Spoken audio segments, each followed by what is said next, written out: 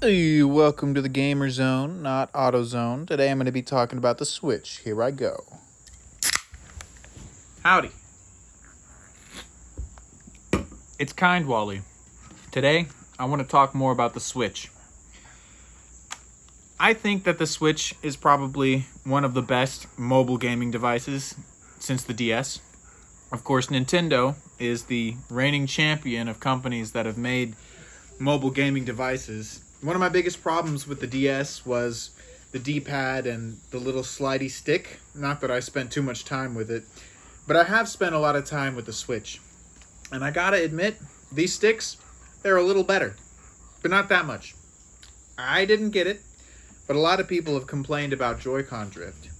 What I got was a mistake when I dropped these straight on the ground and the sticks just don't work anymore. So I had to buy new Joy-Cons entirely, which you can do when you drop the Switch. And these are little cushions so that your plastic display, it's well designed.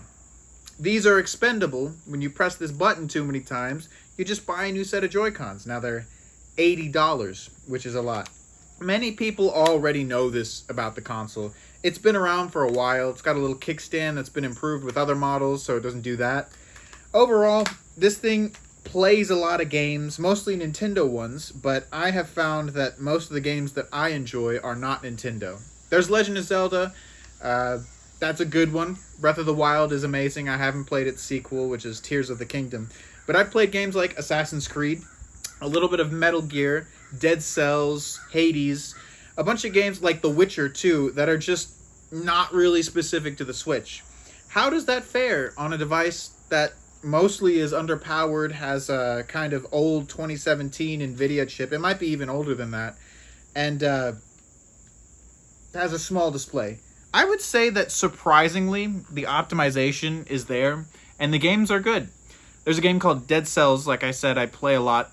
That one, there are a few times where it will glitch and stutter and load as you're running around, but it's nothing that I can't handle. There's a lot of PC gamers, which I am not yet. One day when I can afford a PC, I will be there, that cannot fathom or stomach the idea of stuttering or playing at 30 frames per second. But for me, I'm a bit of a chintzy little not carer. You know what I mean? It doesn't make a difference to me. And because of that, this device's convenience and portability, and the fact that it has the ability for you to use this as a multiplayer controller for other people, is really cool. There are a few complaints I have. First of all, this Joy-Con that I replaced does not charge up. The second I pull it out, this blinking kind of just stops. Now, I think it's something to do with the leads on the Switch, and this was a used Switch, so I'm not sure why, but it has disabled the ability for me to pop this out, set it on a table, and then play games like this, or play games with a TV like this. I have to use the Pro Controller, which I bought. Love the Pro Controller. Not super negative, but I mean, if you were expecting to just buy the Switch by itself and then play on the couch, you can't. So sometimes I feel like the hardware control might need to be, I don't know why that is, but that was a little complaint of mine. Other than that, the screen is small, the speakers don't work very well, and the storage constraints are wild. On the back here, we've got an SD card slot. It doesn't seem to be that slow to play off of it, but I've got a bunch of games on there. I think it's 128 that I've got. I've got The Witcher. Skyrim is another game that I really like playing on there. And, you know, all the ones I mentioned before, plus some multiplayer games. Overall, quite a good array of games. Quite a cheap kind of, you know, I'm buying all these digital, right? I have Dark Souls physically in here. That's another game you would never expect to be on the Switch, or I wouldn't have. But what I'm trying to say is this is an interesting console because it's got physicality with the cards that you can kind of keep games forever with, but it's also digital, and you can run around and do kinds of cool stuff with it.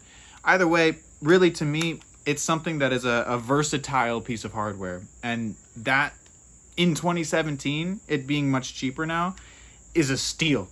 So I would recommend, right now it's 2025, almost, it's 8 years old, it's about to be a decade. I would recommend picking one up if you haven't, because this is an amazing little DS type device. There are even some games that will play multiplayer locally.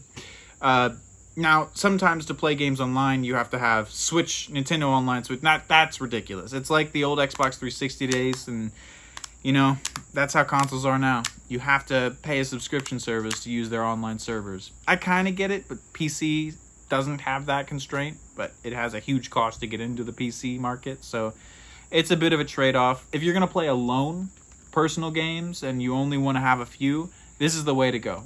Buy some Nintendo games and have a little personal enjoyment in your life.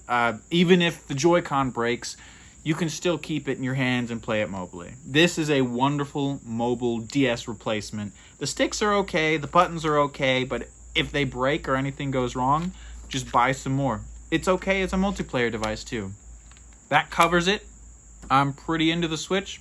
I like it quite a bit. Thanks for watching.